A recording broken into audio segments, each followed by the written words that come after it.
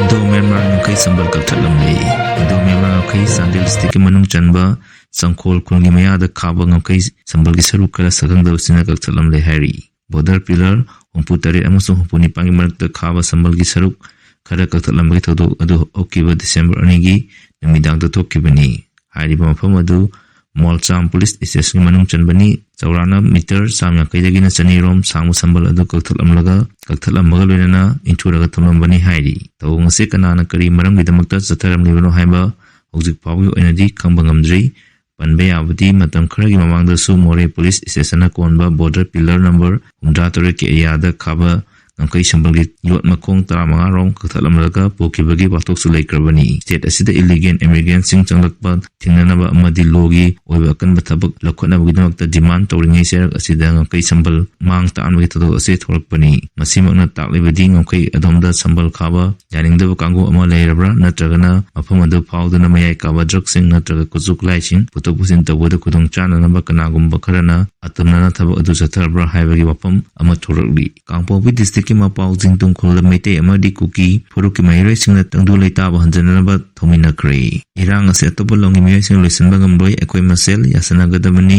nimai kangpo district ki manung chana leiba mapau jingtung khol leiba Meitei amadi kuki puruki mairoi singna platform amatada saruk yadana tangdu leitaba amasung apunbagi shaktam hanjanaba thominakre toramadu ngarang Sorjai Christian College amasung mapau jingtung village da kusamnaraga mapau jingtum da leiba Ninhom Academy complex da pangtokpa peace initiative program amada pangtokibani thorom aduda masagi chei chamutaruk Reverend N Ayung NSA gi din Trishan Ramans retired IAS Dr. R K Nimai amada Manipur Public Service Commission gi hanagi member Dr. Lokho Punina Singma me kya saruk yakhi thorom adugi pukning sisinga abad nakak ama haibadi Unity in Diversity team da Meitei kuki pangal amat Nagagi migration na platform amatada jagoi isai yang tuan culture ki thorom sing pangthokiba aduni madugi matung Sorjai Christian College ki migration na Unity of Manipur haina thimda short drama ama kudol tomki drama adu Manipur irang asina maram oiraga makoi dokai tanabagi awa maisak amasung puruk masel marakta amuk hanna thajaba sagatnabagi wari da yumphom oiraga sanakibani Illegal immigrants sing thingnanaba thorang lomina se MMTU Manipur da khundanriba kuki zogi heredity ki oiba chathang kuthang ringtho oibagi sanabi chieftaincy right asina Manipur gi singi lamdam singda Myanmar ri sanglakpa illegal immigrants kaya puchalaktuna mitop da khundaba lamdam ama senggolakibani haina MMTU na thadarbo serul amana hai serulasin makatan hari bana sok lising samapan umra tarukta chieftaincy gi chanabi asibu yumpham pumut uthananaba lengana warep lokrabasung asi pawo ek asisu political oiba khudong sawa yenglaga hingat anduna thamli kuki zogi chanariba chieftaincy gi chanabi asina naga furugi oina kulching ningtholebagi chanabi asiga manade chingde kundariba naga isilinaw singna ching amasung tam animakta Myanmar dagi leptana sasalakliba illegal immigrants sing asi tingnana hotnabada punna thodang lominari tangkul naga singi kulsingda kulgi ningthau leiriba asidi di Manipur Village Authority and Hills Area Act 1998 yakai taruki makhada social culture and practice kidamak leibani masidi Manipur gi ariba kul phayeng sekmai andron singbadasu leiri tangkul naga singi village council gi head ama oina ningthau singna oirabasu ningthau gi territorial power leite democratic oibamong the village council na village asigi welfare development socio culture ritual singba maroiba thorom sing pangtok sabani amarom da kuki zogi chieftaincy gi sanabi asidi special provincial amadi authority punamaki kudong saba lawraga ningthauna dictatorial oiba kul amagi lam punamak ningthogi mingda lei amasung toning tawi ningthau aduna yadaba amadi pamdami kul aduda leiba yadi kul adugi oina center amasung state lengana thadarakwa welfare amasung development gi senpam sing ningthau adugi makutta lei samna hairabada kuki kul singi ningthau sing ase monarchy amadi dictatorial gi super power lei kuki zo singi ningthau amagi masanupa mari manga poklabasu loinamak ningthau oidaba yade haibagi sanabi lei masidagi mathakta di Manipur Legislative Assembly Hill Area order soklesim samapar hundrani thoinda semtok semjin onto onjin tawduna ningthaugi hereditary nataba nupa amada atopa kul ama semkotlaga ningthau oibagi chanabi asi ꯆꯠꯊꯅꯔꯛꯂꯤ ꯃꯁꯤꯅ ꯃꯔꯝ ꯑꯣꯏꯔꯒ ꯑꯅꯧꯕ ꯈꯨꯜ ꯀꯌꯥ ꯁꯦꯝꯒꯠꯂꯤꯕ ꯈꯨꯜꯁꯤꯡ ꯑꯁꯤꯒꯤ ꯈꯨꯟꯃꯤ ꯑꯣꯏꯅꯕꯒꯤꯗꯃꯛꯇ ꯅꯪꯊꯪꯅꯔꯤꯕ ꯃ꯭ꯌꯥꯟꯃꯥꯔꯗꯒꯤ ꯃꯤꯇꯣꯞ ꯆꯥ ꯀꯌꯥ ꯃꯅꯤꯄꯨꯔꯗ ꯄꯨꯁꯤꯜꯂꯛꯇꯨꯅ ꯂꯦꯞꯇꯅ ꯈꯨꯟꯗꯥꯁꯜꯂꯛꯂꯤ ꯃꯄꯥꯟꯗꯒꯤ ꯆꯪꯁꯤꯜꯂꯛꯂꯤꯕ ꯑꯁꯤ ꯏꯟꯗꯤꯌꯥ ꯂꯩꯉꯥꯛꯅ ꯚꯣꯇꯔ ꯂꯤꯁꯇ ꯍꯥꯞꯆꯤꯟꯗꯨꯅ ꯚꯣꯠ ꯕꯦꯡꯀꯤꯗꯃꯛꯇ ꯌꯣꯛꯈꯠꯇꯨꯅ ꯊꯝꯂꯤ ꯃꯤꯇꯣꯞꯁꯤꯡ ꯑꯁꯤꯕꯨ ꯏꯟꯗꯤꯌꯥ ꯂꯩꯉꯥꯛꯅ ꯏꯟꯗꯤꯌꯥꯗ ꯆꯠꯅꯔꯤꯕ ꯂꯣꯒꯤ ꯋꯥꯡꯃꯗ ST ꯂꯤꯁꯇ ꯍꯥꯞꯆꯤꯜꯂꯤ ST ꯂꯤꯁꯇ ꯍꯥꯞꯆꯤꯜꯂꯤꯕ ꯑꯁꯤꯒꯤ ꯃꯊꯛꯇ ꯃ꯭ꯌꯥꯟꯃꯥꯔꯗꯒꯤ ꯆꯪꯂꯛꯂꯤꯕ ꯐꯨꯔꯨꯞ ꯃꯆꯥꯁꯤꯡ ꯑꯁꯤꯕꯨ ꯀꯣꯟꯁꯤꯟꯕ ꯌꯥꯅꯕꯒꯤꯗꯃꯛꯇ ꯑꯦꯅꯤ ꯀꯨꯀꯤ ꯇ꯭ꯔꯥꯏꯕ ꯍꯥꯏꯅ ꯇꯥꯝ ꯑꯃꯁꯨ ꯆꯠꯅꯔꯤ ꯑꯃꯔꯣꯝꯗ ꯆꯤꯞꯇꯦꯟꯁꯤꯒꯤ ꯆꯠꯅꯕꯤ ꯑꯁꯤ ꯃꯅꯤꯄꯨꯔ ꯂꯩꯉꯥꯛꯅ 1968ꯗ ꯃꯨꯊꯠꯅꯅꯕ ꯋꯥꯔꯦꯞ ꯂꯧꯈꯤ ꯋꯥꯔꯦꯞ ꯑꯗꯨ ꯏꯟꯗꯤꯌꯥꯒꯤ ꯄ꯭ꯔꯁꯤꯗꯦꯟꯠꯅ 1968 ꯖꯨꯟ 14ꯗ ꯆꯠꯅꯅꯕ ꯑꯌꯥꯕ ꯄꯤꯔꯛꯈ꯭ꯔꯦ ꯂꯣꯏꯅꯅ ꯖꯨꯟ 10ꯗ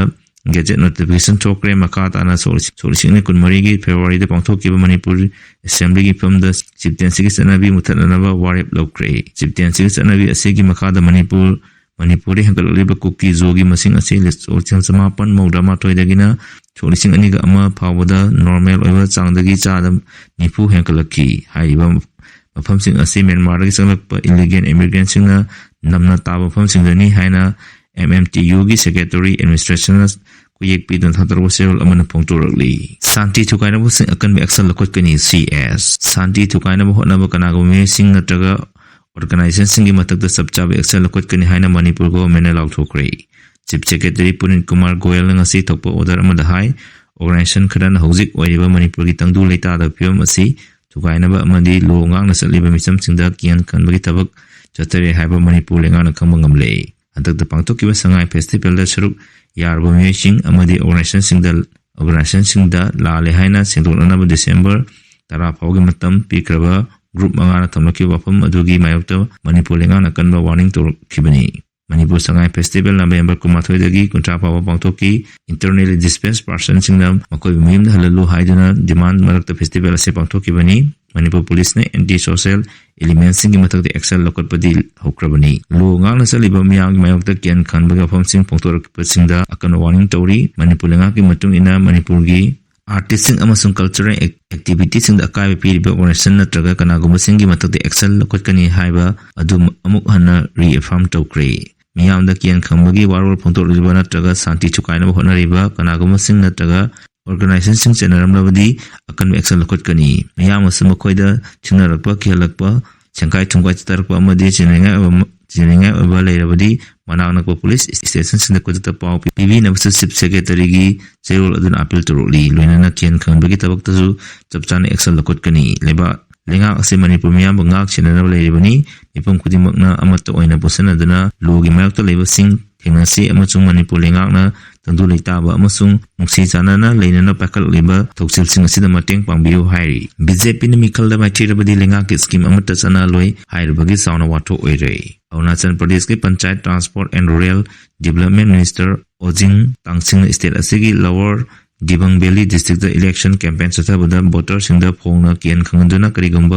ꯃꯤꯈꯜꯗ BJPꯅ ꯃꯥꯏꯊꯤꯍꯧꯕ ꯇꯥꯔꯒꯗꯤ ꯗꯤꯁꯇ꯭ꯔꯤꯛ ꯑꯁꯤꯗ ꯂꯩꯉꯥꯛꯀꯤ ꯁ꯭ꯀꯤꯝ ꯑꯃꯠꯇ ꯆꯠꯅꯍꯜꯂꯣꯏ ꯍꯥꯏꯅ ꯐꯣꯡꯗꯣꯛꯂꯨꯕꯒꯤ ꯆꯥꯎꯅ ꯋꯥꯊꯣꯛ ꯑꯣꯏꯔꯦ ꯍꯥꯏꯔꯤ ꯑꯔꯨꯅꯥꯆꯜ ꯄ꯭ꯔꯗꯦꯁ ꯄꯟꯆꯥꯌꯠ ꯑꯃꯗꯤ ꯃ꯭ꯌꯨꯅꯤꯁꯤꯄꯥꯜ ꯃꯤꯈꯜ ꯑꯁꯤ ꯊꯥ ꯑꯁꯤꯒꯤ 15ꯗ ꯄꯥꯡꯊꯣꯛꯅꯅꯕ ꯊꯧꯔꯥꯡ ꯇꯧꯔꯤꯕꯅꯤ ꯃꯁꯤꯒ ꯃꯔꯤ ꯂꯩꯅꯅ ꯍꯧꯖꯤꯛ ꯃꯣꯗꯦꯜ ꯀꯣꯗ ꯑꯣꯐ ꯀꯟꯗꯛ ꯆꯠꯅꯗꯨꯅ ꯂꯩꯔꯤꯕꯅꯤ MCCꯕꯨ ꯊꯨꯒꯥꯏꯗꯨꯅ ꯃꯤꯅꯤꯁꯇꯔ ꯑꯣꯖꯤꯟ ꯇꯁꯤꯡꯅ ꯐꯣꯡꯗꯣꯛꯈꯤꯕ ꯋꯥꯐꯝꯁꯤꯡ ꯑꯁꯤꯗ ꯑꯆꯧꯕ ꯄꯣꯂꯤꯇꯤꯀꯦꯜꯒꯤ ꯑꯣꯏꯕ ꯆꯔꯥꯡꯅꯕ ꯊꯣꯛꯍꯟꯗꯨꯅ ꯃꯥꯏꯀꯩ ꯀꯌꯥꯗꯒꯤ ꯃꯤꯅꯤꯁꯇꯔꯕꯨ ꯌꯥꯅꯤꯡꯗꯕ ꯑꯃꯁꯨꯡ BJPꯒꯤ ꯊꯕꯛ ꯊꯧꯑꯣꯡꯕꯨ ꯌꯥꯅꯤꯡꯗꯕ ꯐꯣꯡꯗꯣꯛꯅꯈ꯭ꯔꯦ ꯍꯥꯏꯔꯤ ꯃꯤꯅꯤꯁꯇꯔ ꯑꯣꯖꯤꯟ ꯇꯁꯤꯡꯅ ꯐꯣꯡꯗꯣꯛꯈꯤꯕꯗ ꯑꯩꯍꯥꯛ ꯄꯟꯆꯥꯌꯠ ꯃꯤꯅꯤꯁꯇꯔ ꯑꯣꯏꯕꯅꯤꯅ ꯀꯔꯤꯒꯨꯝꯕ ꯇꯣꯉꯥꯟ ꯄꯟꯆꯥꯌꯠ ꯑꯃꯗꯤ ꯃ꯭ꯌꯨꯅꯤꯁꯤꯄꯥꯜꯁꯤꯡꯗ BJPꯒꯤ ꯀꯦꯟꯗꯤꯗꯦꯠꯁꯤꯡ ꯃꯥꯏꯊꯤꯔꯛꯄ ꯇꯥꯔꯕꯗꯤ ꯍꯥꯏꯔꯤꯕ ꯋꯥꯐꯝꯁꯤꯡ ꯑꯗꯨ ꯂꯩꯉꯥꯛꯀꯤ ꯁ꯭ꯀꯤꯝ ꯑꯃꯠꯇ ꯆꯠꯅꯍꯜꯂꯣꯏ ꯑꯩꯍꯥꯛꯅ ꯐꯣꯡꯗꯣꯛꯂꯤꯕ ꯋꯥꯐꯝꯁꯤꯡ ꯑꯁꯤ ꯄꯉꯥꯡꯉꯥꯡꯕꯅꯤ ꯈꯟꯒꯅꯨ ꯍꯥꯏꯈꯤꯕꯅꯤ ꯊꯧꯗꯣꯛ ꯑꯁꯤꯅ ꯁ꯭ꯇꯦꯠ ꯑꯁꯤꯗ ꯄꯥꯡꯊꯣꯛꯀꯗꯧꯔꯤꯕ ꯂꯣꯀꯦꯜ ꯕꯣꯗꯤ ꯏꯂꯦꯛꯁꯟ ꯑꯁꯤꯒꯤ ꯏꯟꯇꯤꯒ꯭ꯔꯤꯇꯤ ꯀꯥꯏꯗꯅ ꯂꯩꯔꯤꯕ꯭ꯔꯥ ꯍꯥꯏꯕꯒꯤ ꯋꯥꯍꯪ ꯊꯣꯛꯍꯜꯂꯛꯈꯤꯕꯒ ꯂꯣꯏꯅꯅ ꯑꯔꯨꯅꯥꯆꯜ ꯄ꯭ꯔꯗꯦꯁꯇ ꯂꯩꯔꯤꯕ BJPꯒꯤ ꯂꯩꯉꯥꯛꯅ ꯗꯦꯃꯣꯀ꯭ꯔꯦꯁꯤꯒꯤ ꯏꯊꯤꯛꯁ ꯉꯥꯛꯂꯤꯕ꯭ꯔꯥ ꯍꯥꯏꯕ ꯋꯥꯐꯝ ꯐꯣꯡꯗꯣꯛꯅꯈ꯭ꯔꯦ ꯍꯥꯏꯔꯤ ꯁ꯭ꯀꯨꯜ ꯀꯥꯔꯤꯕ ꯆꯍꯤ 13 ꯁꯨꯗꯕ ꯑꯉꯥꯡꯁꯤꯡꯗ ꯒꯥꯔꯤ ꯁꯤꯟꯅꯕ ꯃꯣꯇꯣꯔ ꯚꯤꯍꯤꯀꯜ ꯑꯦꯛꯀꯤ ꯃꯈꯥꯗ ꯂꯣꯒꯤ ꯑꯣꯏꯕ ꯑꯀꯟꯕ ꯑꯦꯛꯁꯟ ꯂꯧꯒꯗꯧꯔꯤ